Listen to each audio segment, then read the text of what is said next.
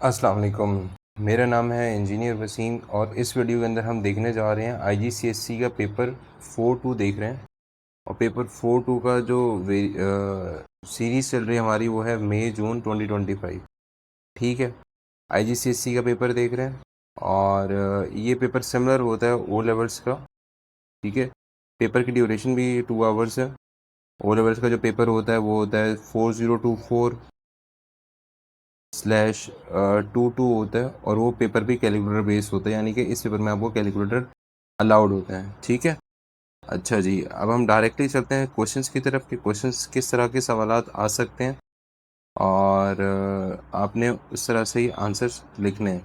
अच्छा, एक चीज़ और जो नोट करने वाली है कि आपके पास में कैलकुलेटर अलाउड है। Give non exact numerical answers correct to 3 significant figures या 1 डेसिमल प्लेस तक आपने देना है फॉर एंगल्स। ठीक है, क्वेश्चन नंबर 1 देखते हैं। क्वेश्चन नंबर 1 है हमारे पास,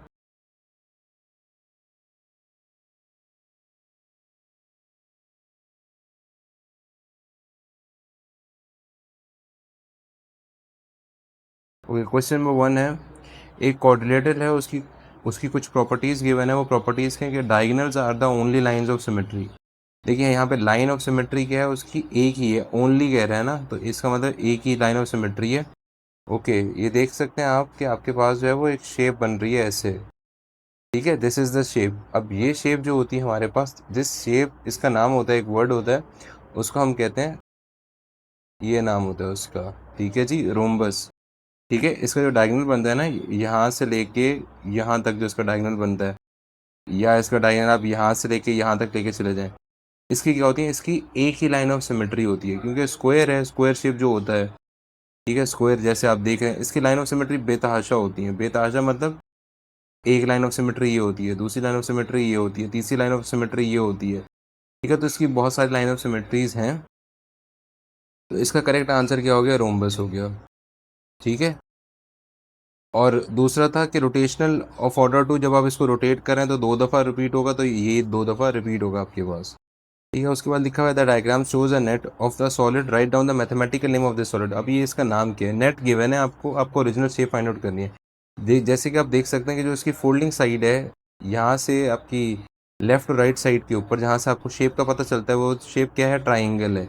और since it is a 3D shape, तो ये हमारे पास ऐसी शेप जिसमें आ रहा है, शेप आ रही है, ये देखें, ये वाली साइड और ये भी सेम है। इसका मतलब है कि हमारे पास ये क्या आ गया, this is a very basic question, that is a triangular prism आ गया हमारे पास। ठीक है, अच्छा, अब हम चलते हैं नेक्स्ट क्वेश्चन की तरफ। ये दोनों एक एक मार्क के सवाल हैं, इसलिए सिर्फ आपने नाम लिखना है, आपने ज़्यादा टाइम वेस्ट यहाँ पे नहीं करना। अच्छा जी, क्वेश्चन नंबर 3 आपके पास आ रहा है। क्वेश्चन नंबर 3 है, mass of a box ratio mass of box A ratio mass of box B given है। आपके पास क्वेश्चन में 4:7 गिवन है। mass of box B जो है वो 2.4 kg मोर है, किससे, mass of box A से। आपने mass of box A और mass of box B निकालना है। ठीक है, तो सिंस हमें पता है कि रेशियो मैस इसका और इसका ये है, अगर मैं कहता हूँ कि x का एक वैल्यू, ओ सॉरी, मैस ए की जो वैल्यू है वो x है और मैस बी की वैल्यू क्या होगी, उसमें हम 2.4 ऐड कर देंगे, क्योंकि 2.4 वो ज़्यादा है। ठीक है, क्रॉस मल्टीप्लाई कर लेते हैं। क्रॉस मल्टीप्लाई में ये इससे मल्टीप्लाई हो जाएगा, ये इससे मल्टीप्लाई हो जाएगा, तो ये आ जाएगा मेरे पास 7x is equals to 4x plus 2.4 को जब 4 से मल्टीप्लाई करेंगे तो आपके पास 9.6 आ जाएगा। कैलकुलेटर आपके पास है तो यू कैन मल्टीप्लाई 2.4 को 4 से मल्टीप्लाई करेंगे। 4x जब दूसरी साइड पर जाएगा तो हमारे पास क्या आ जाएगा, it will be 7x minus 4x is equals to 9.6। ठीक है, ये हो जाएगा हमारे पास 3x इज इक्वल्स टू 9.6। ठीक है, 3x की वैल्यू 9.6 आएगी तो x की वैल्यू आ जाएगी 9.6 डिवाइड बाय 3। ठीक है, इसको कैंसिल आउट भी कर सकते हैं, कैलकुलेटर आपके पास है, आप कैलकुलेटर से डायरेक्ट कर लें, 3.2 आ जाएगा। ठीक है, अब इसकी वैल्यू, x की वैल्यू 3.2 आ जाएगी। ठीक है, तो मैस b की वैल्यू आ जाएगी 2.4 में 3.2 ऐड करेंगे, कैलकुलेटर यूज़ करेंगे यहाँ पे आप। ठीक है, तो आपके पास आ जाएगा 5.6 आ जाएगा। सही, that was a easy question for you people. ठीक है, क्वेश्चन नंबर 4 करते हैं। क्वेश्चन नंबर 4 हमसे मांग क्या रहेगा, ABCD वो है, ABCD इज अ ट्रेपीजियम। आपको ये निकालना है एरिया। एरिया निकालने का फॉर्मूला आपको पता होना चाहिए। एरिया का फॉर्मूला क्या होता है, 1/2 सम ऑफ पैरेलल साइड्स। हमारे पास एक पैरेलल साइड 10 है, दूसरी पैरेलल साइड हमारे पास क्या है, 12 है। हमने लिखा है यहाँ पे 10 + 12। ठीक है, multiply by the height. Height जो होती है वो हमेशा वर्टिकल होती है, जो कि हमें गिवन है क्वेश्चन में 8 है। ठीक है, 2 1 2 2 4 8, 12 + 10 हो गया हमारे पास 22 को 4 से मल्टीप्लाई करूँगा तो मेरे पास क्या आ जाएगा 88, और आंसर क्या आ जाएगा सेंटीमीटर स्क्वायर में आ जाएगा। ठीक है जी, कैलकुलेटर आपने अपने हाथों में रखना है, सही है। उसका लिखा Scott changes 300 into pounds. Exchange rate आपको गिवन है, एक्सचेंज रेट क्या है, 1 पाउंड के अंदर इतने डॉलर्स होते हैं। तो calculate the amount Scott receives. बच्चे इसमें कंफ्यूज हो जाते हैं कि यार इसका आंसर किस तरीके से लिखें। तो आप सिंपल सी सवाल ये है कि देखें कि पाउंड छोटा है, पाउंड की वैल्यू छोटी है 1 है, और यहाँ पे डॉलर की वैल्यू 1.2 है। ठीक है, और आपसे आंसर में भी पाउंड पूछा जा रहा है, इसका मतलब है उसकी वैल्यू 300 से छोटी होगी। ठीक है, तो अगर आप 300 को, अगर आपको नहीं आ रहा, क्लैरिटी नहीं है, अब सिंपल क्या करें, 300 को 1.2 से डिवाइड कर लें। जब आप इसको 1.2 से डिवाइड करेंगे, अच्छा इसको 1.2 से कैसे डिवाइड करेंगे, इसको 1.2 से ऐसे डिवाइड करेंगे, ये देखें 300 को आपने क्या करना है, डिवाइड करना है इससे 1.2 से, तो अब बस आंसर क्या आ जाएगा 250 आ जाएगा। ठीक है, क्योंकि अगर आप इसको मल्टीप्लाई करेंगे तो आंसर एक्सटेंड कर जाएगा, तो ये आंसर आ जाएगा आपके पास 250। क्लियर। अच्छा, उसके बाद आगे चलते हैं, अगला सवाल आपके पास है क्वेश्चन नंबर 6। सवाल को गौर से पढ़िएगा। क्वेश्चन नंबर 6 आपके पास लिखा हुआ है a solid wood coin has base radius 4 है। ठीक है, बेस रेडियस, जब भी बेस का बढ़ाता है इसका मतलब है 3D शेप की बात कर रहा है वो। हाइट भी वैल्यू गिवन है, डेंसिटी गिवन है, आपको कहा गया कि मैथ निकालें। मैथ डिवाइड बाय वॉल्यूम भी गिवन है, फॉर्मूला भी गिवन है आपको डेंसिटी का। तो डेंसिटी का फॉर्मूला होता है मैथ डिवाइड बाय वॉल्यूम। तो अगर आपको मैथ निकालना है तो सिंपली आपने क्या करना है, आपने डेंसिटी को वॉल्यूम से मल्टीप्लाई कर देना है। ठीक है, ठीक है, क्वेश्चन में लिखा हुआ है कि वॉल्यूम निकालना है, और वॉल्यूम किसका निकालना है, वॉल्यूम हमारे पास ये शेप गिवन है कोन है। ठीक है, तो कोन का वॉल्यूम हम यूज़ करेंगे, फॉर्मूला शीट के अंदर कोन का वॉल्यूम लिखा हुआ है, वहाँ से वॉल्यूम कोन का उठाया हमने, वो आया 1/3 by r square h. Formula sheet given होगी, उसमें फॉर्मूला लिखा हुआ होगा। ठीक है, तो 0.74 मैंने लिख दिया। उसके बाद मेरे पास आ जाएगा मल्टीप्लाई बाय 1/3। पाई की वैल्यू भी मैंने पाई को पाई रहने दें, कैलकुलेटर यूज़ करें। यह आएगा 4 का स्क्वायर आ जाएगा, और एच की वैल्यू आ जाएगी 12। इन सबको आप मल्टीप्लाई कर देंगे तो आपके पास आंसर आ जाएगा ग्राम्स में। Let's do it.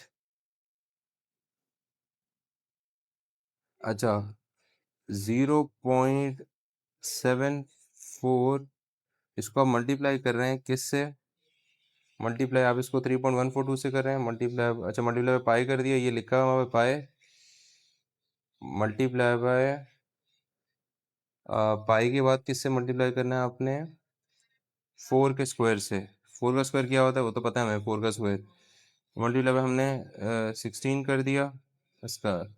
अच्छा, इसको फिर कैसे मल्टीप्लाई करना है, इसको फिर 4 से मल्टीप्लाई करना है। ओके, फिर 4 से मल्टीप्लाई किया। अच्छा, अब फिर इसको क्या करना है, इसको अब डिवाइड करना है किससे,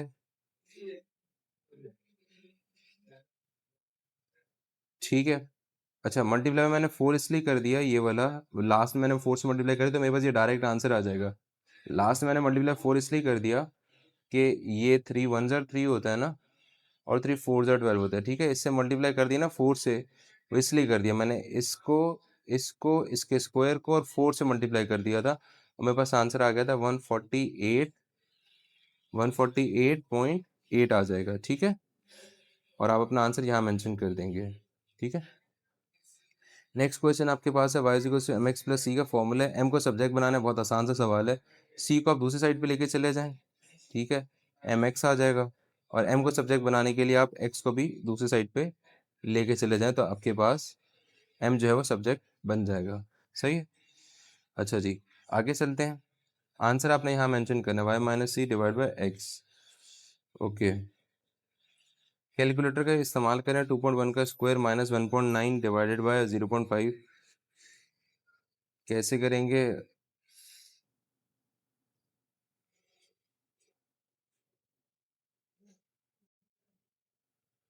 2.1, ठीक है, इसका स्क्वायर कर दिया मैंने, इसको मैं माइनस कर रहा हूँ 1.9 से, ठीक है, और इसको मैं डिवाइड कर रहा हूँ 0.5 से, सही है, 0.5 से, सही है।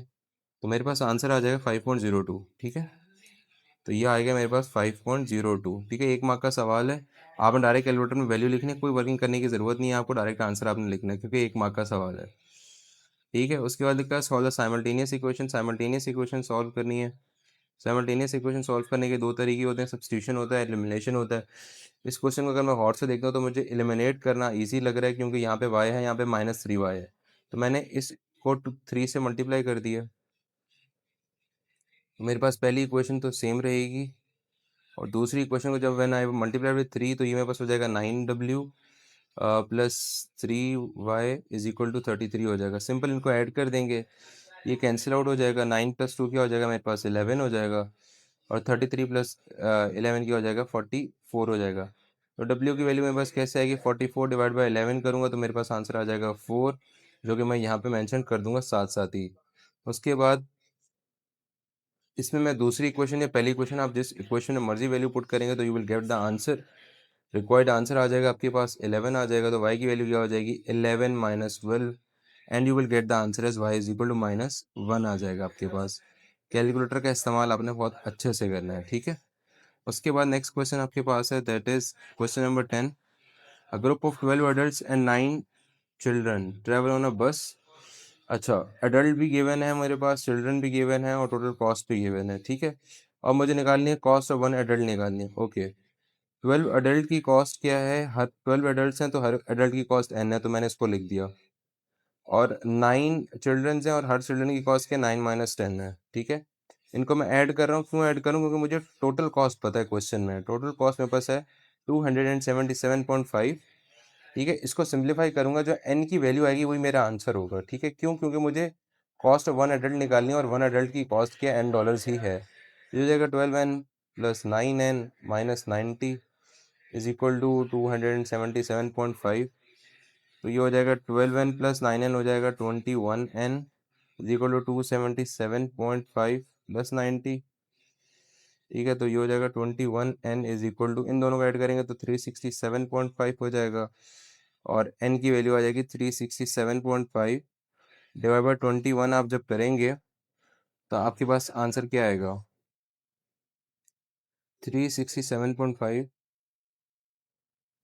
367.5 divided by 21, and you get the answer है 17.5। ठीक है, तो आपके पास एक अडल्ट की कॉस्ट क्या है 17.5 है। ठीक है, ओके, नेक्स्ट क्वेश्चन पे चलते हैं। नेक्स्ट क्वेश्चन हमारे पास है, that is question number 11। Okay, question number 11 हमारे पास है, वो कह रहा है कि ना सेल सेल की बात करते हैं। Original price of a shirt is reduce by 15%। Original price x थी और वो कितने रिड्यूस हुई है, 15% रिड्यूस हुई है। तो 100 में से अगर मैं 15 कम करूंगा तो क्या आ जाएगा 85 आ जाएगा। ठीक है, तो 15% कम हो गई है। ठीक है, और जब 15% कम होगी तो उसकी वैल्यू कितनी होगी, 23.63 हो गई है। तो एक्स की वैल्यू निकालनी है मुझे। एक्स की वैल्यू कैसे निकालूंगा, 23.63 मल्टीप्लाई बाय 100, इसको मैं डिवाइड करूंगा 85 से। ठीक है, तो ये हो जाएगा 2363 डिवाइडेड बाय 85 हो जाएगा। ठीक है, कैलकुलेटर का इस्तेमाल करें क्वेश्चन नंबर 11 के लिए, और आपके पास आंसर आ जाएगा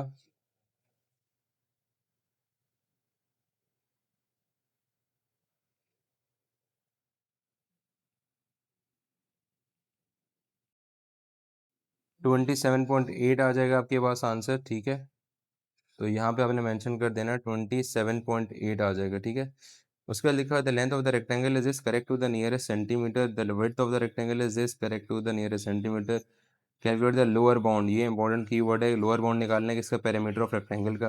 पेरीमीटर ऑफ रेक्टेंगल का मतलब है उसकी सारी साइड्स को ऐड कर देना है। अगर मैं लेंथ की बात करता हूँ तो लेंथ, ठीक है, इसकी जो वैल्यू है वो 16 दी हुई है, नियरेस्ट सेंटीमीटर में गिवन है, तो मैं इसको 16 को माइनस कर दूंगा 0.5 से। 0.5 से इसलिए माइनस करूंगा क्योंकि ये सेंटीमीटर है ना, सेंटीमीटर में से लोअर बाउंड के लिए मुझे वो माइनस करना पड़ेगा।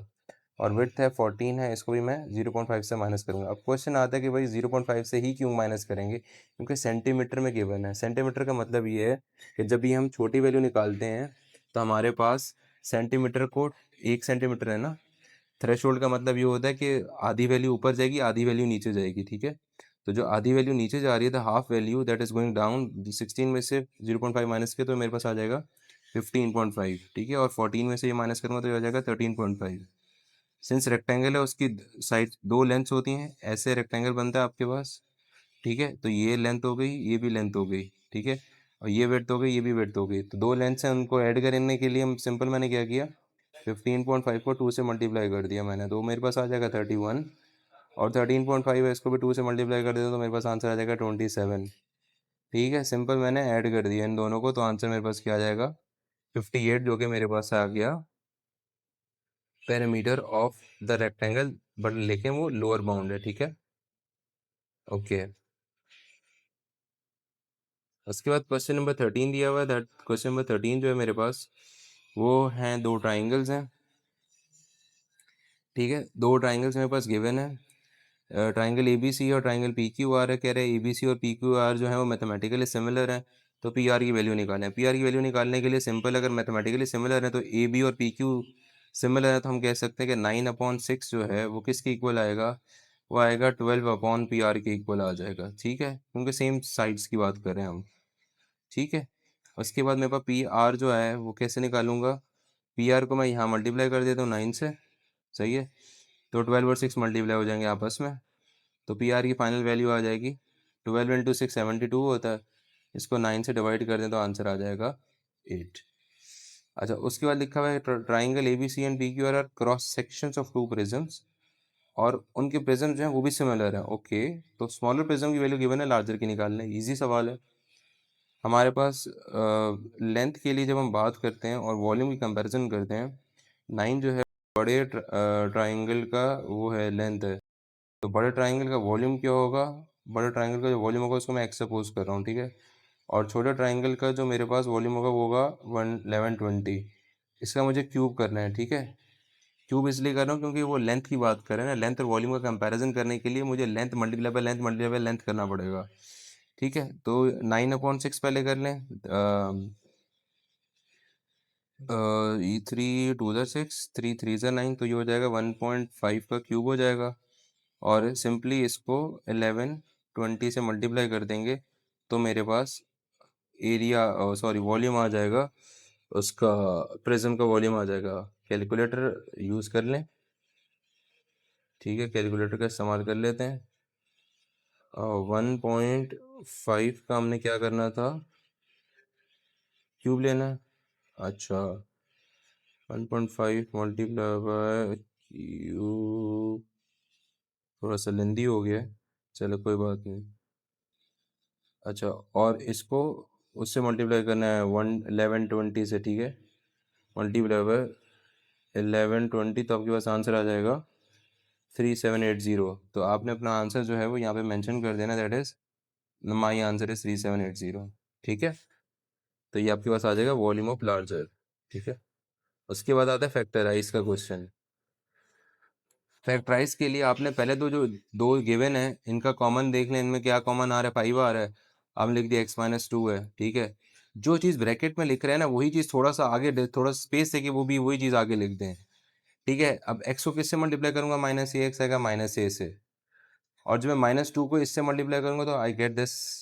इसका मतलब है कि मेरी फैक्टराइजेशन जो है वो बिल्कुल सही हुई है, ठीक है। तो राइट दिस आंसर हियर, तो ये मेरा फाइनल आंसर हो गया, ठीक है।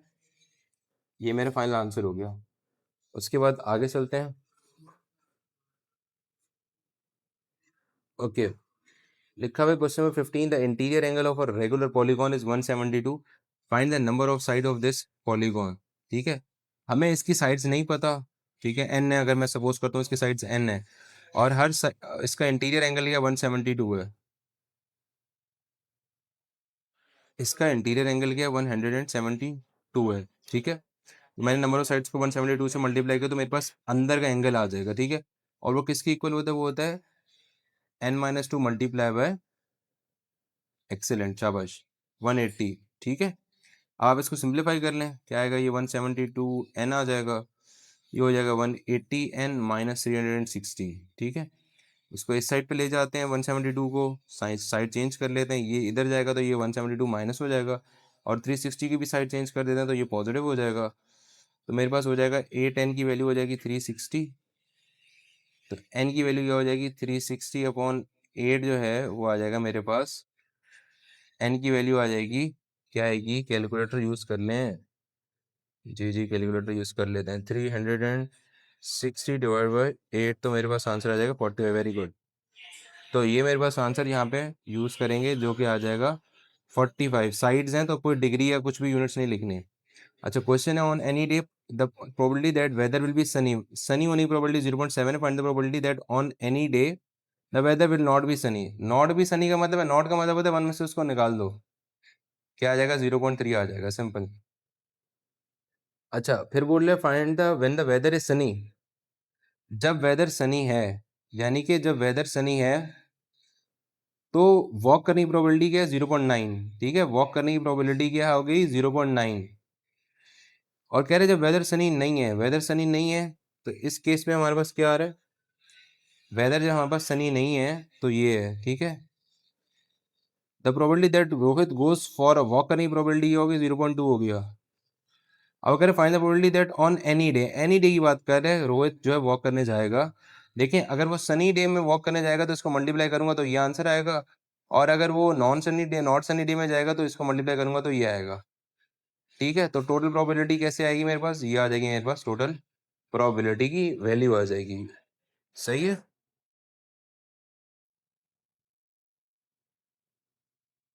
ये आ जाएगी मेरे पास टोटल प्रोबेबिलिटी की। इसका एक और आसान तरीका ये पार्ट बी का करने का, वो ये है कि देखें, ये आपने यहाँ लिखा वेदर, ठीक है, ट्री डायग्राम बना लें। ये लिखें, ये आ गया आपका सनी एस, और एन एस का मतलब है नॉट सनी। इसकी क्या आ गई 0.9 हो गया, सॉरी ये दिस वाज 0.7। ठीक है, ये 0.7 था तो ये 0.3 हो गया ऑटोमेटिकली। इन दो का सम ना, ये वाली जो इस एक ही ब्रांच के ऊपर आती है, इनका सम हमेशा 1 होता है। अच्छा, ये 0.7 है, इसका आप ये लिख लें, ये 0.2 है, और ये ऑब्वियसली ये 0.8 होगा, ये 0.3 है, और ये क्या था, अच्छा वॉक करने की प्रोबेबिलिटी एक 0.9 है, ये है, और ये 0.1 थी। ठीक है, अच्छा इधर क्या है 0.2 है, और ये है 0.8 है। ये 0.9 जो था ये वॉक करने की प्रोबेबिलिटी थी, और ये एन डब्ल्यू का मतलब है नॉट वॉक की थी। ये 0.2 जो है ये वॉक करने की थी, और ये है नॉट वॉक करने की थी। ठीक है, इसलिए आपने इसको आपस से मल्टीप्लाई कर दिया, और इस और किसको मल्टीप्लाई कर दिया, और इसको आपस से मल्टीप्लाई करने का जो वॉक करने की प्रोबेबिलिटी थी। सही है, तो आपके पास करेक्ट आंसर आ जाएगा। ट्री डायग्राम बना लेंगे तो बहुत आसानी से सवाल समझ में आ जाएगा। अच्छा, नेक्स्ट क्वेश्चन करें, क्वेश्चन नंबर 17। क्वेश्चन नंबर 17 में आपके पास लिखा हुआ है कि एलेक्स जो है, एलेक्स की इन्वेस्टमेंट जो है 400 है। 3 नंबर का सवाल है, 400 इन्वेस्टमेंट है एट अ रेट ऑफ 2.3। सही है, परसेंट है तो डिवाइड बाई 100 कर लें, और मल्टीप्लाई बाई 5 है, तो आपके पास आंसर आ जाएगा। ये सिंपल इंटरेस्ट का फॉर्मूला है। ठीक है, पर सिंपल इंटरेस्ट, तो ये सिंपल इंटरेस्ट आया मेरे पास, ऐसा ही का मतलब है सिंपल इंटरेस्ट आया। तो ये बोल रहे टोटल अमाउंट निकालें, टोटल अमाउंट कैसे पता चलेगी भाई, 400 में 46 ऐड कर दो तो टोटल अमाउंट आ जाएगी। सही है, अब वो बोल रहा है, नीचे देखें सवाल में, वो बोल रहा है विराट हैज $100 टू स्पेंड, $100 है उसको स्पेंड करने के लिए। उसने फेबररी के अंदर जो है वो $X स्पेंड किए, $X स्पेंड किए। मार्च के अंदर उसने 1 पॉइंट, अच्छा ये लिखा हुआ है 10%, 10%, फेबररी के 10%, फेबररी के 10% का मतलब ये है कि अगर मैं 10% निकालता हूँ एक्स का, तो ये 0 0 से कैंसिल, 1/10 0.1 होता है, तो ये 0.1x हो जाएगा। ठीक है, तो 0.1x जो है वो इसमें ऐड करूंगा मैं, तो ये आ जाएगा। और अप्रैल का निकालने की प्रोबेबिलिटी क्या होगी, ओ प्रोबेबिलिटी कह रहा हूँ, कितना स्पेंड करा, 10% मोर देन ही स्पेंड्स इन मार्च। मार्च में उसने इतना किया, मोर मोर में ऐड करते हैं, जैसे पिछले वाले में करना था। पिछले वाला बेसिकली ये था 1 + 0.1x था। ठीक है, अब 1.1 में क्या ऐड कर रहा हूँ, इसका 10%, किसका 1.1 का मैं 10% ले रहा हूँ अब। ठीक है, ये पॉइंट हटा, ये जीरो लगा, तो 11 को इससे करूँ तो ये 0.11 बनता है। ठीक है, तो ये 0.11 सॉरी 0.011, सही है। नहीं नहीं, कंफ्यूजन क्यों कर रहे हैं, तो डायरेक्ट कैलकुलेटर का इस्तेमाल करें please. This is very very important, calculator का इस्तेमाल करें ताकि कंफ्यूजन से बच जाए। सिंपल कैलकुलेटर लें, 1.1 मल्टीप्लाई बाय 10 डिवाइडेड बाय 100,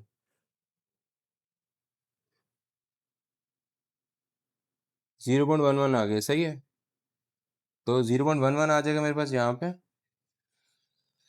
और ये भी वैल्यू आपने 1.11 उसके बाद ऐड कर देनी है। 0.11 में जब 1.11 ऐड कर रहा हूँ तो मेरे पास आ जाएगा 1.21 आ जाएगा, ठीक है। अब वो कह रहे हैं at the end of April Virat के पास इतने बच गए, ओ तो और एक्स की वैल्यू निकालना है। देखो टोटल उसके पास 100 थे, उसने फेब्रवरी में एक्स लगाया, उसने मार्च में लगाया 1.1 एक्स, उसने अप्रैल में लगाया 1.21 एक्स, ठीक है। और उसके बाद बच गए अब 33.8, सही है। इसको सिंप्लीफाई करते हैं, 33.8 को इधर ले आते हैं, माइनस कर देते हैं यहाँ पे लाके, और जो बाकी के लवाजमात हैं इनको उस साइड पे लेके चले जाते हैं। 1.21 में 1.11 ये ऐसे ऐड कर लें, कैलकुलेटर का इस्तेमाल कर लें, ज़्यादा ईजी हो जाएगा। ये हो जाएगा 3.3331 हो जाएगा, सही है।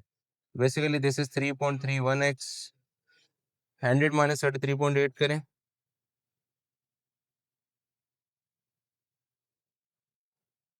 100 माइनस 33.8 निकाल लें, और डिवाइडेड बाय 3.31 है, तो ये हो जाएगा 20 आ जाएगा सिंपल मेरे पास, ठीक है।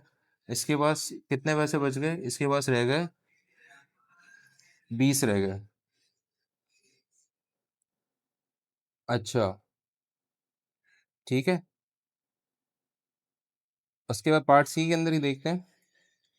पार्ट सी के अंदर लिखा है Bobby invest $500 in an account that page compound interest each year, ठीक है। बॉबी ने इन्वेस्ट किए $500, कंपाउंड इंटरेस्ट की बात कर रहे हैं, तो कंपाउंड इंटरेस्ट के लिए फॉर्मूला हमारे पास इन्वेस्टमेंट का यहाँ आ जाएगा, और कंपाउंड इंटरेस्ट की बात कर रहे हैं तो ये आ जाएगा मेरे पास 1 + i की पावर, अच्छा ये बोल रहे हैं at the end of 17 years the value of Bobby investment, उसकी बॉबी की इन्वेस्टमेंट की वैल्यू हो जाएगी 700.13, ठीक है, 17 साल में। आपने वैल्यू निकालनी है 20 साल बाद, तो वो एक और लंबी कहानी हो जाएगी, ठीक है। तो आप पहले यहाँ से इंटरेस्ट रेट निकाल लें, पहले आपको यहाँ पे इंटरेस्ट रेट निकालना पड़ेगा, उस इंटरेस्ट रेट पे दोबारा अपने कंपाउंड इंटरेस्ट का फॉर्मूला यूज़ करेंगे और क्वेश्चन को सॉल्व करेंगे, ठीक है। अब इंटरेस्ट रेट कैसे निकलेगा, कैलकुलेटर का इस्तेमाल करेंगे, ठीक है। कैलकुलेटर में क्या आएगा, 700.13 डिवाइडेड बाय 500, तो ये मेरे पास आ जाएगा 1.4 आ जाएगा, ठीक है। 1.4 की पावर वो करेंगे आप, इसमें पावर 1/17 करेंगे, ठीक है। तो ये हो जाएगा basically 1.4 is equal to 1 + i की पावर 17 हो जाएगा, ठीक है। इसमें अब 1.4 इसकी पावर करेंगे 1/17, ठीक है।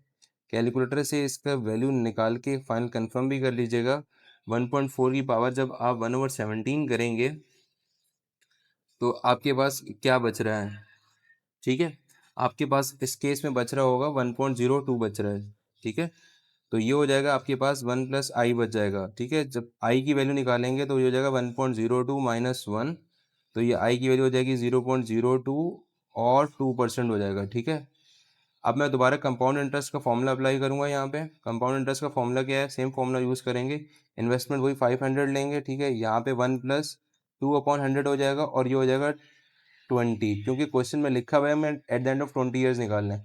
अब ये जो पहले किए है इसका पर्पस करने का ये था कि we need to figure it out कि what is the value of i, that is the interest rate, ठीक है। तो कैलकुलेटर से ये क्वेश्चन पूरी सॉल्व करेंगे, ठीक है। तो आपके पास फाइनल आंसर जो आएगा दैट इज 742.97, ये आपके पास आंसर आ जाएगा। ये आंसर आपने यहाँ पे मेंशन कर देना है, एंड जो भी एग्जामिनर होगा वो आपको 4 नंबर दे देगा, ऐसा सवाल आपके पास पेपर में आता है तो।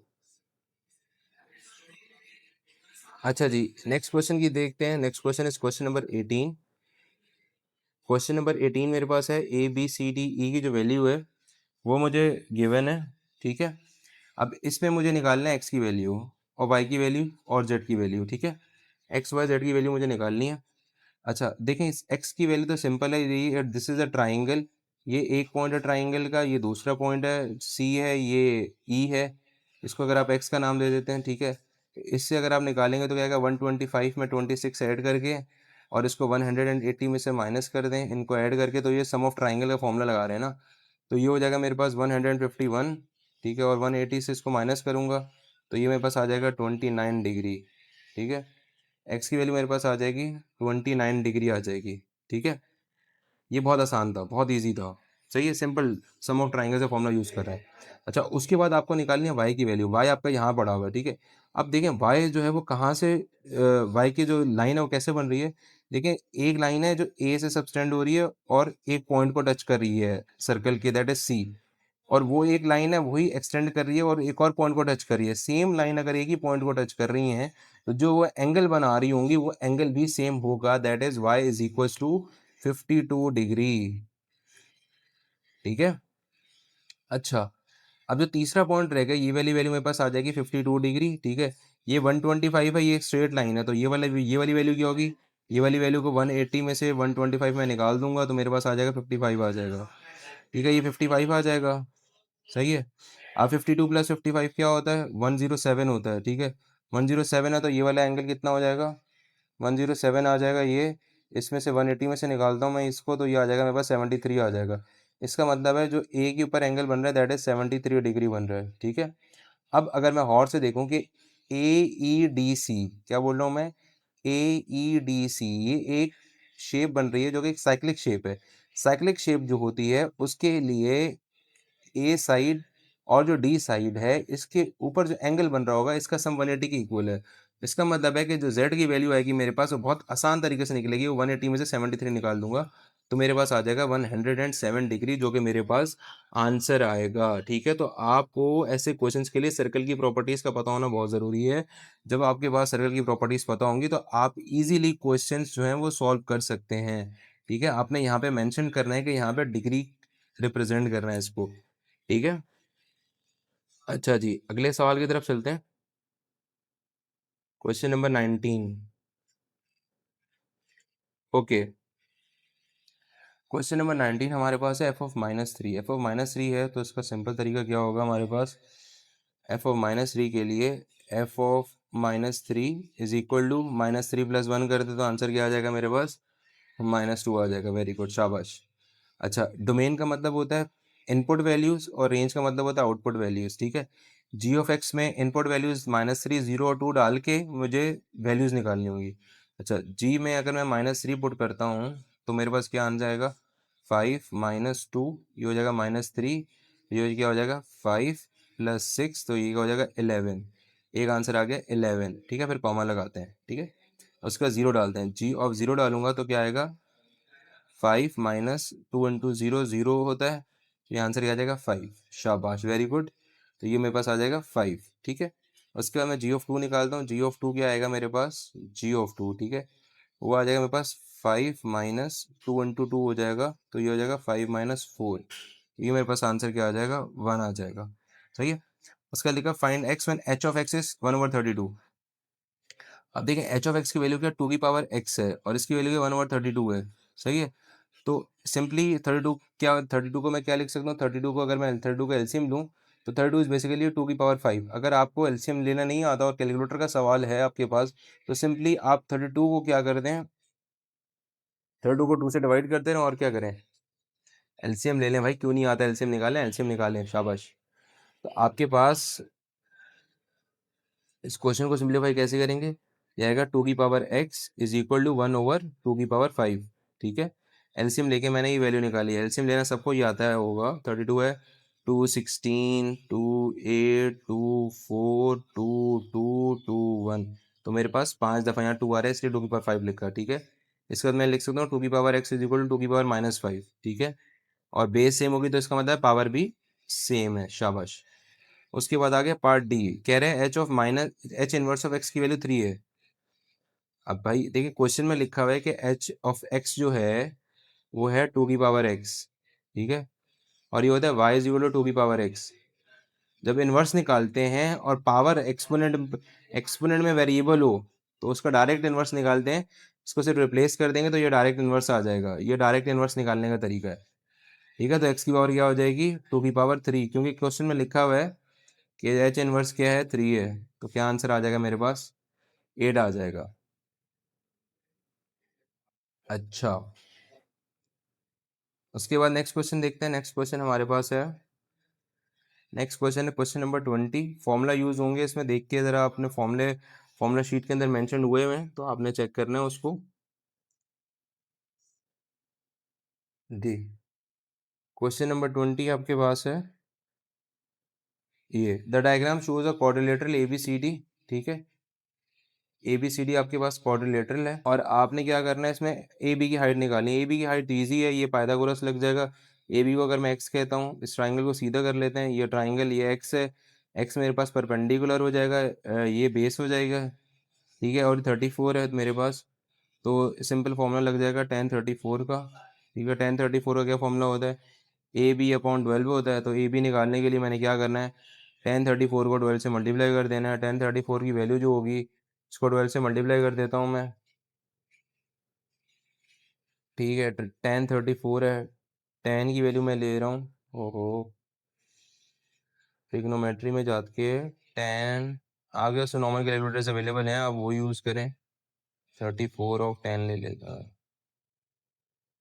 34 ऑफ 10 मल्टीप्लाई बाय 12, और एंड द आंसर जो भी मेरे पास आंसर आएगा, मेरा आंसर होगा 8.094 है। इसको राउंड ऑफ कर लेते हैं, 8.09 पे कर लेते हैं, 8.094 है, मैंने 8.09 लिख लिया। ठीक है, उसका लिखा है calculate the area of triangle quadrilateral A B C D. देखें ए बी सी डी में ये जो पार्ट 1 एक है और पार्ट 2 एक है। ठीक है, इन दोनों ट्राइंगल्स का एरिया निकालना तो, और उसको ऐड कर देंगे तो इसका एरिया आ जाएगा। अब आपके पास नंबर 1 का एरिया तो आप डायरेक्ट निकाल सकते हैं। नंबर 1 का तो area 1/2 base multiply by height है। बेस क्या है 12 है, और हाइट क्या है 8.09 है, तो ये तो ईजी हो जाएगा आपके लिए। ठीक है, इसको जब 8.09 को एड मल्टीप्लाई बाय 12 करेंगे तो ये आंसर आ जाएगा सिंपल।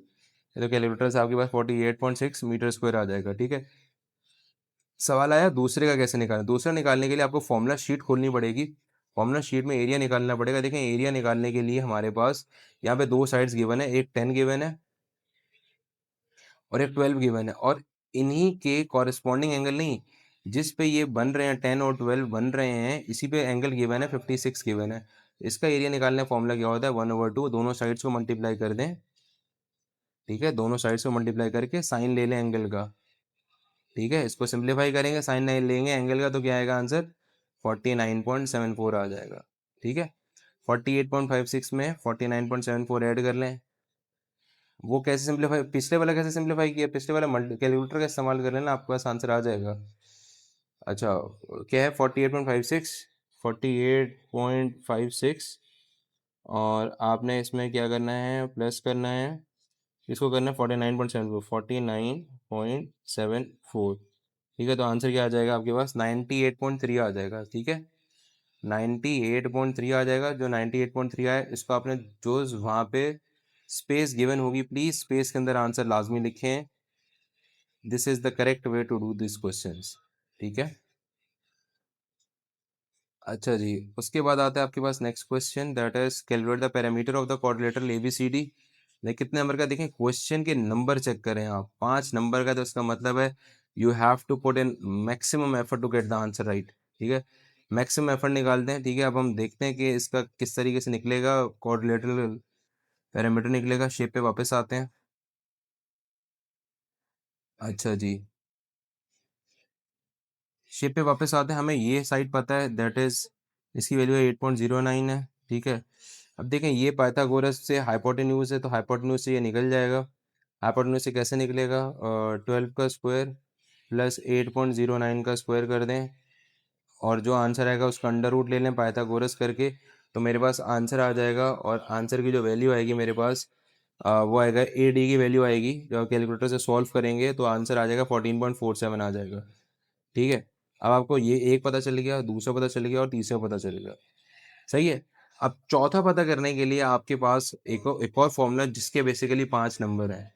तो आपने वो फॉर्मूला यूज़ करना है। वो फॉर्मूला क्या है? वो फॉर्मूला मैं आपको नीचे करंट स्पेस जो गिवन है उसके अंदर ही करता हूँ, करके दिखाता हूँ।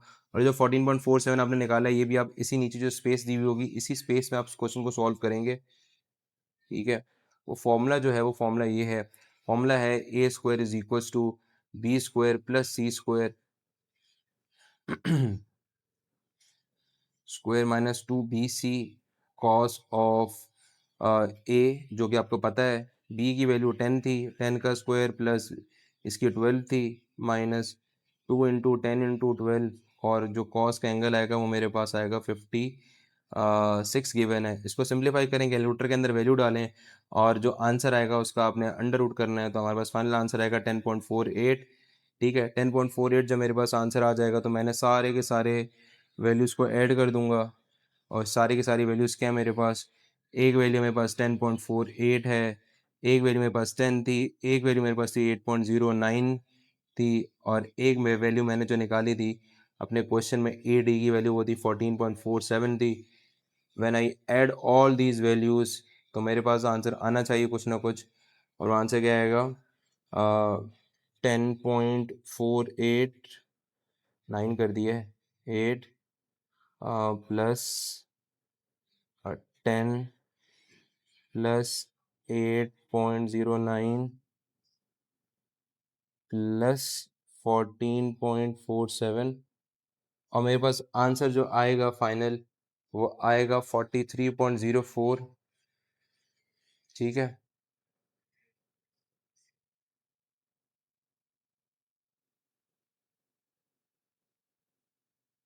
सही है, ये आ जाएगा, ये सही है। इसका लिखा calculate the shortest distance from B to the line A D. अब जो बी लाइन है उससे ए डी की तरफ जो शॉर्टेस्ट डिस्टेंस है वो निकालना है।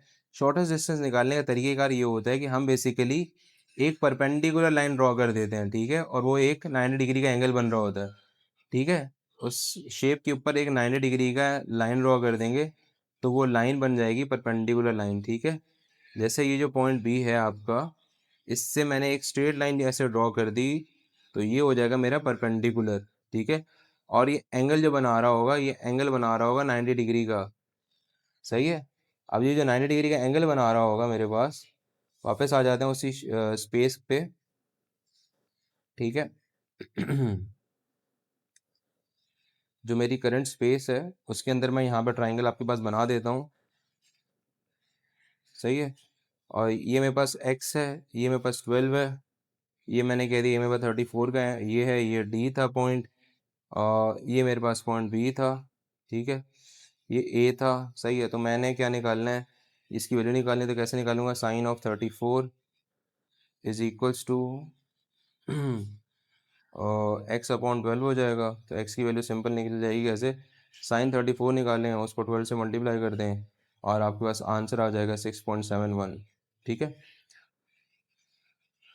क्वेश्चन नंबर 21 है, इसमें आपने 3 और 5 को मल्टीप्लाई करना है तो आपके पास आंसर क्या आ जाएगा, 15 आ जाएगा। और t जो है इसमें पावर 3 और 5 है। सिंपली t में जब पावर बेस सेम होती है तो पावर्स क्या हो जाएंगी, ऐड हो जाएंगी। क्यों ऐड हो जाएंगी, क्योंकि ये मल्टीप्लाई हो रहा था, तो ये आ जाएगा 8 हो जाएगा यहाँ पे। ठीक है, उसके बाद मेरे पास है 64 है। 64 को मैं लिख सकता हूँ कि वो 2 की पावर क्या होती है, 6 होती है। कैसे पता चलेगा, मुझे नहीं पता। आप कैलकुलेटर का इस्तेमाल करें, डायरेक्ट कैलकुलेटर से वैल्यू निकालें। 64 की पावर 5/6 कैलकुलेटर से निकालें तो आपको 32 देगा, आपके पास डायरेक्ट 32 आ जाएगा। और यू की पावर 36 की पावर 5/6 है, तो वो ऐसे होगा 6 1 6 6 6 36, 5 और 6 आपस में मल्टीप्लाई हो जाएंगे, तो आपके पास यू की पावर 30 आ जाएगा। ये बहुत बेसिक सवाल था, क्वेश्चन नंबर 21, अपार्ट फ्रॉम जो ऊपर हमने सवाल सॉल्व किए। ठीक है, तो ये आपके पास आ जाएगा 32, यू की पावर आ जाएगा 30। सही है, उसके बाद हम चलते हैं क्वेश्चन नंबर 22 की तरफ। क्वेश्चन नंबर 22 हमारे पास गिवन है। इसमें लिखा वन ऑफ द, हमारे पास number of students in a class given है। हमें पता है कि कौन से स्टूडेंट ज्योग्राफी पढ़ रहे हैं, कौन से हिस्ट्री पढ़ रहे हैं, और कौन ज्योग्राफी और कौन से हिस्ट्री पढ़ रहे हैं। टोटल स्टूडेंट्स 33 हैं। हमने एक स्टूडेंट क्लास से पिक किया at random. Find the probability कि वो स्टूडेंट जो है वो ना ज्योग्राफी पढ़ता है और ना वो हिस्ट्री पढ़ता है। भाई ज्योग्राफी और जो हिस्ट्री दोनों नहीं पढ़ता है, वो ये लिखे हुए हैं 5 है, और टोटल कितना है हमारे पास, 33 है। इजी। अच्छा, अब वो कह रहा है स्टडीज ज्योग्राफी एंड हिस्ट्री। भाई ज्योग्राफी भी पढ़ रहा है और हिस्ट्री भी पढ़ रहा है, ये कॉमन नहीं निकालने, वो कह रहे हैं ज्योग्राफी एंड हिस्ट्री, तो भाई ज्योग्राफी एंड का मतलब है सब ऐड कर दो, ठीक है। अगर वो और लिखता ना, नहीं और वैसे लिख नहीं सकता था वो। अच्छा, अब अगले सवाल की तरफ चलते हैं।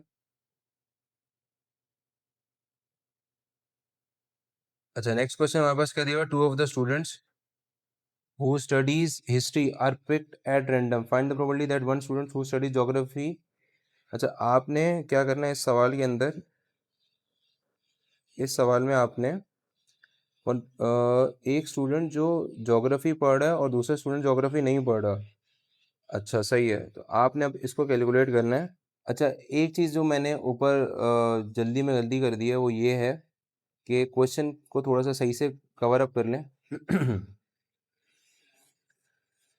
अच्छा, अब आपके पास लिखा हुआ है कि ये है geography studies geography and studies history. And studies history का मतलब क्या है, इसकी प्रोबेबिलिटी कितनी है, 13/33 है, सही है। अच्छा, इसके बाद लिखा हुआ है हमारे पास टू ऑफ द स्टूडेंट्स, दो स्टूडेंट्स हमने निकालने हैं who study history are picked at random, वो आपने रैंडमली पिक किए, ठीक है। जब आपने उसको रैंडमली पिक किया तो आपके पास आंसर क्या आएगा, तो हमारा टोटल प्रोबेबिलिटी जो होगी वो 20 हो जाएगी, सही है।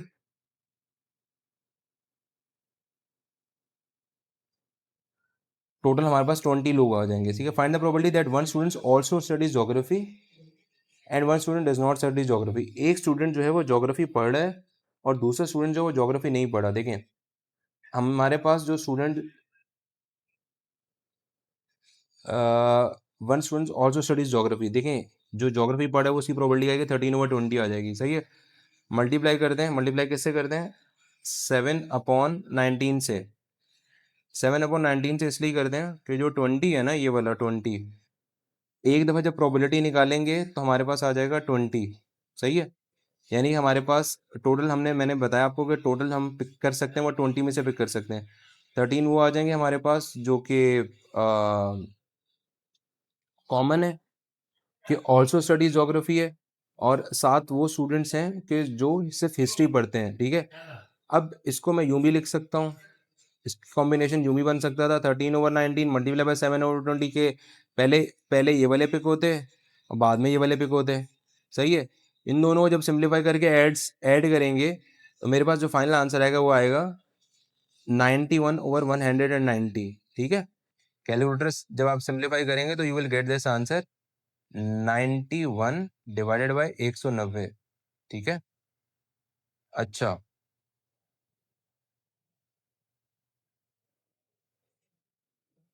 इसके बाद हमारे पास अगला क्वेश्चन है, तो ये थोड़ा सा इजी क्वेश्चन है।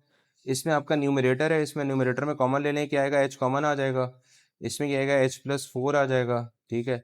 और नीचे A² - B² का फॉर्मूला लगा लें, वो क्या होता है A+B और A-B होता है, ठीक है। तो ये और ये कैंसिल हो जाएगा, तो ये तो इजी क्वेश्चन था मेरे पास, ये मुझे उन्होंने आराम से इजीली नंबर दे दिए H/H-4 करके, ठीक है। ओके, नेक्स्ट क्वेश्चन क्या है, अहमद वॉक्स 2 kilometre at a speed of x kilometer per hour. He then walks a further 3 kilometer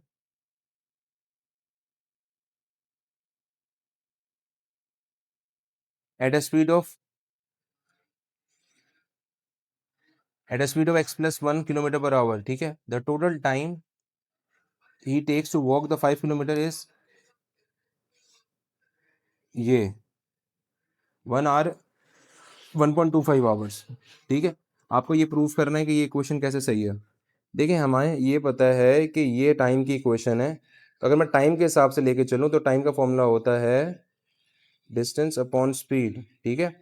अब उसने 2 किलोमीटर का डिस्टेंस कवर किया और उसकी स्पीड क्या थी, एक्स थी। फिर उसने 3 किलोमीटर का डिस्टेंस कवर किया, उसकी स्पीड थी ये। और टोटल टाइम वो कितना ले रहा है जब वो 5 किलोमीटर वॉक कर रहा है, अरे 5/4, कैसे, 4 होल 1/4 है तो 4 1 4 प्लस 1 5/4, ठीक है। पूरी क्वेश्चन को 5 से मल्टीप्लाई कर देते हैं।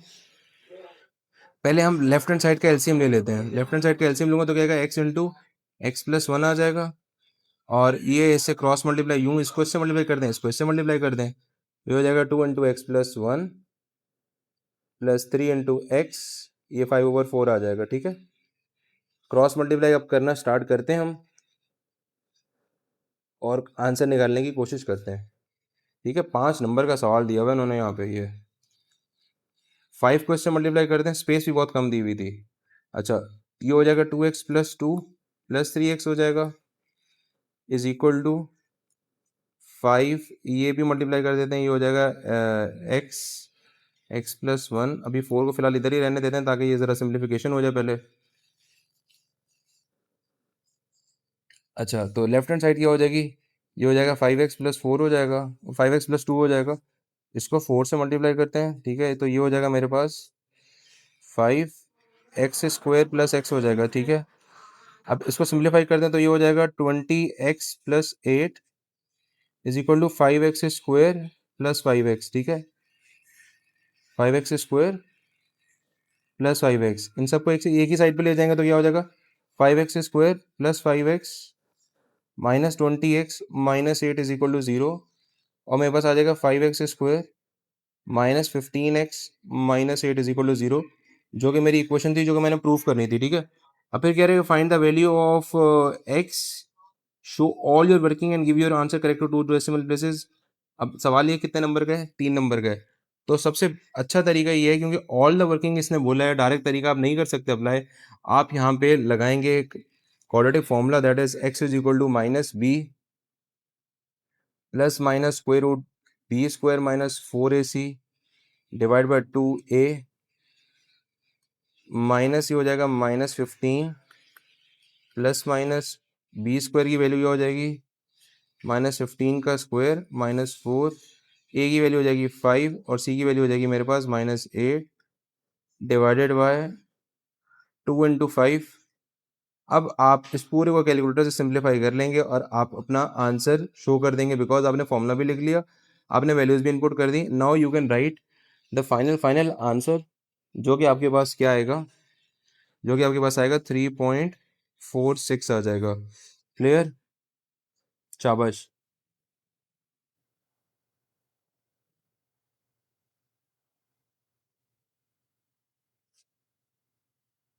अच्छा, अब 25 के अंदर हमसे पूछा गया है कि P की वैल्यू जो है, P is the point and Q is the point, give the equation of the perpendicular bisector of PQ। ठीक है, परपेंडिकुलर बाइसेक्टर PQ का, उसकी इक्वेशन निकालनी है हमें। पहले हम इसका स्लोप निकाल लेते हैं। इसका स्लोप क्या आएगा, y2 minus y1, y2 minus y1, ये वाला y2 हो गया, ये वाला y1 हो गया, divided by x2 minus x1 कर लेते हैं। 20 में से 8 को निकाल देते हैं, ये हो गया x2 हो गया, ये हो गया x1 हो गया। ठीक है, पहले वाला x1 y1 होता है, फिर x2 और y2 होता है। ठीक है, तो ये आ जाएगा मेरे पास 6/12 आ जाएगा, जो कि आ जाएगा 1/2। सिंस ये हमारे पास परपेंडिकुलर बाइसेक्टर है, तो इसकी जो स्लोप हो जाएगी वो चेंज होके m1 जो हो जाएगी, वो चेंज होके हो जाएगी -2। ठीक है, क्योंकि वो नेगेटिव रेसिप्रोकल होती है, इसका रेसिप्रोकल भी कर दो और नेगेटिव भी हो जाएगा। ठीक है, उसके बाद हम इक्वेशन यूज करें y minus y1 is equals to m × x minus x1 की इक्वेशन यूज करेंगे। ठीक है, उसके बाद सवाल ये आता है कि इसकी वजह से हमें पता चल गया कि ये -2 है। ठीक है, लेकिन क्वेश्चन मार्क ये आएगा कि x1 और y1 का जो पॉइंट है वो कैसे निकालेंगे। x1 y1 देखें, p ये है, q ये है। ठीक है, पी क्यू ये पॉइंट है x1, और उसके बाद एक परपेंडिकुलर बाइसेक्टर ड्रॉ कर रहे हैं जो कि ऐसे ड्रॉ हुआ, और वो इसको ऐसे पास होके जा रहा है। तो ये जो बेसिकली पास होके जा रहा है, तो ये क्या है, ये मिड पॉइंट है। आपने क्या निकालना है, आपने मिड पॉइंट निकाल लिया। किसका मिड पॉइंट निकाल लिया, पी और क्यू का मिड पॉइंट निकाल लिया। वो कैसे निकालेंगे, ये आएगा 8 + 20/2 और कॉमा 0 + 6/2। ठीक है, तो ये हो जाएगा 28/2 और 6/2। ठीक है, और ये हो जाएगा 14 और 3 हो जाएगा। सही है, तो 14 और 3 की वैल्यू जो है, 14 मेरे पास हो जाएगा x1 हो जाएगा, और 3 जो हो जाएगा y1 हो जाएगा। ठीक है, इसको सिंप्लीफाई करते हैं। y minus 3 is equals to -2x plus 28 हो जाएगा। y जो एम एक्स प्लस सी की फॉर्म में लिखना है, और 3 को भी उस साइड पे ले जाते हैं, तो ये हो जाएगा -2x, और ये प्लस हो जाएगा 3, तो ये हो जाएगा +28 + 3, और फाइनल आंसर आएगा -2x + 31 आ जाएगा। ठीक है,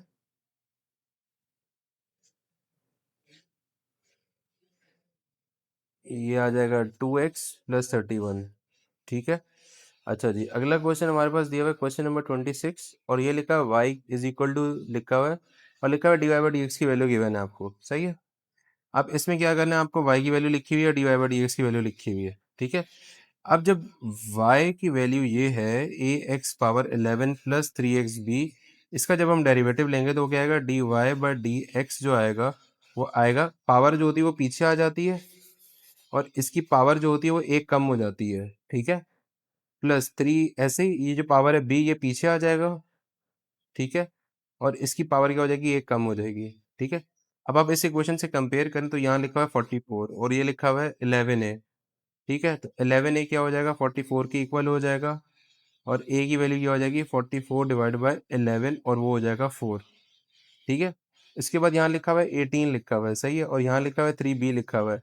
आपने लिख दिया 3b की वैल्यू क्या हो गई, 18 हो गई, और b की वैल्यू क्या हो जाएगी, 18/3 6 आ गया, ठीक है। उसके बाद लिखा हुआ है आपके पास x की पावर जो c है, जो कि यहाँ पे क्या है, b-1 है, b-1 मेरे पास क्या आ गया है, c के इक्वल आ गया, ठीक है। b की वैल्यू मेरे पास 6 है, तो c की वैल्यू क्या आ जाएगी, c की वैल्यू मेरे पास आ जाएगी 5। ये तीनों आंसर्स आए आपके पास 4, 6 और 5। ये आपने यहाँ लिख देना है, क्योंकि ये क्वेश्चन बहुत इजी था इसलिए इसके मार्क्स जो हैं वो कम है, जो कि हैं 2, ठीक है। अच्छा जी, अब आपके पास आ रहा है क्वेश्चन नंबर 27, जो कि इस पेपर का आखिरी सवाल है। इस पेपर के आखिरी सवाल के अंदर आपको ये समझना है कि इसमें क्या लिखा हुआ है। डायग्राम शोज अ क्यूब, एक क्यूब दिया हुआ है, क्यूब है उसके सारी फेसेस सेम होते हैं, यानी कि ये एक्स है तो ये भी एक्स है, तो ये भी एक्स है, तो ये वाला हिस्सा भी एक्स है, तो ये भी एक्स है, ये सब एक्स है, ठीक है। सारी साइड जो है वो इसकी एक्स है, ठीक है, यानी कि सेम है। Calculate the angle between the A P and the base A B C D. Okay, हमें ए और पी के दरमियान जो एंगल है और base A B C D का, यानी कि हमें ये एंगल निकालना है, थीटा की वैल्यू क्या है, ठीक है। अच्छा, अब इसके लिए सबसे पहले मैं ये निकाल लेता हूँ, ये जो ए बी सी डी है ये एक पैरेललोग्राम बन रहा है आपके पास, ठीक है। ये इसकी सारी फेस बेस सेम है तो पैरेललोग्राम तो नहीं हुआ ना, बेसिस सेम है तो स्क्वायर ही हुआ। अच्छा, तो इसका कैसे निकालूंगा, ए सी की वैल्यू कैसे निकालूंगा, ए सी की value simple, A C is the hypotenuse, तो हाइपोटेन्यूज क्या होता है, परपेंडिकुलर का स्क्वायर प्लस बेस का स्क्वायर, अंडर रूट हो जाएगा उसके ऊपर, तो ए सी की वैल्यू क्या आ जाएगी मेरे पास, अंडर रूट 2x आ जाएगी, ठीक है, 2x स्क्वायर हो जाएगा ना, तो x बाहर आ जाएगा मेरे पास, ठीक है। अच्छा, अब मेरे पास क्या आया, अब मेरे पास ये है कि मुझे निकालना है ये। अब देखें, ये सिंस ये भी हाइपोट वो है, एक ट्राइंगल बन रहा है, तो ये एंगल बना रहा है मेरे पास किस क्या, 90 डिग्री का एंगल बन रहा है, ठीक है। अब ये अगर मेरे पास 90 डिग्री का एंगल बन रहा है तो बेसिकली मुझे ये अगर हाइपोटेन्यूज की वैल्यू निकालनी है तो कैसे निकालूंगा भाई, मुझे अगर टेन थीटा सही है, सही है,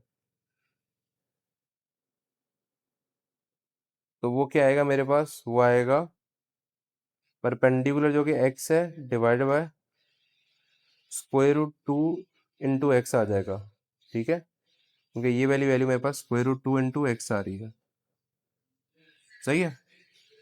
अब थीटा का जो एंगल है वो कैसे निकलेगा, टेन थीटा की वैल्यू क्या आ जाएगी मेरे पास, ये एक्स और ये एक्स कैंसिल हो जाएगा, 1/√2 आ जाएगी, थीटा की वैल्यू आ जाएगी tan−1 1/√2। कैलकुलेटर का इस्तेमाल करें, 1/√2 करें, उसके बाद उसका tan−1 लें तो आपके पास आंसर आ जाएगा, जो आंसर आ जाएगा, दिस इज द क्वेश्चन, जो कि आपके पास 4 नंबर का सवाल है, 35.26 डिग्री आप सवाल का फाइनल आंसर है।